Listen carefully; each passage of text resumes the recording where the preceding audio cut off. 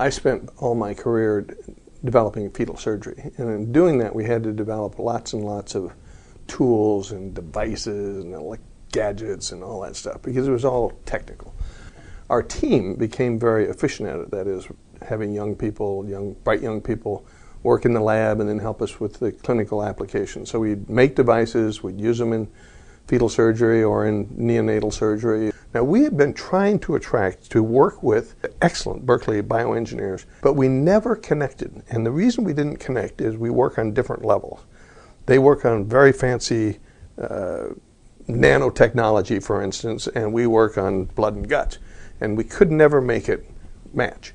I came immediately, got Shuvo, who I had known a little bit before, and we'd started to work together already. And then we said, let's turn this thing away from the usual medical stuff and turn it toward engineering. As a person with engineering background, I help define what is possible within the engineering toolkit and help prioritize the projects that will be undertaken by the consortium.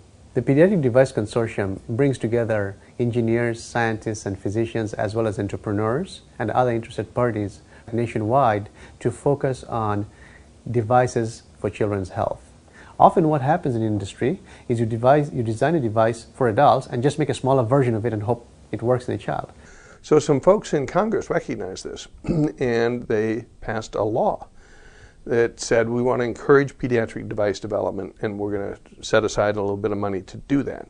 So what we've done here is a device that is used to correct chest deformation. In children, to treat these kids was to implant a magnet after one surgery, close the chest up, and then wear a brace with an external magnet that pulls the internal magnet and thereby corrects the chest deformation. Data is collected.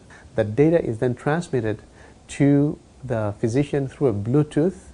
When the trial is complete of this device, they can share the data with the FDA. When we moved into this piece of it, we wanted to be real translational science and to push it all the way from the idea to the patient and the commercialization. We have the expertise in-house. And so people come, and if it's an interesting idea, then one of the young engineers sitting there say, oh, I'll work on that for a while. We've got a great team of clinicians across campus that are so collegial and are willing to share, along with students and postdocs and faculty that want to work on important problems for children's health. We are really called the Device Squad, and we are the Pediatric Device Consortium.